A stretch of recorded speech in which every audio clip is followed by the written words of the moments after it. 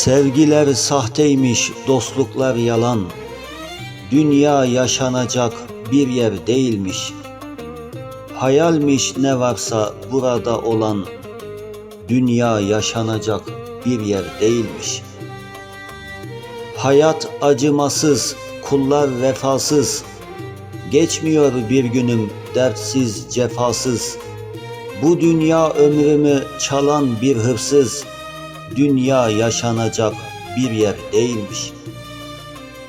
Genç yaşta canımdan bezdirdi beni. Çıkmaz sokaklarda gezdirdi beni. Dost bildiklerime ezdirdi beni. Dünya yaşanacak bir yer değilmiş.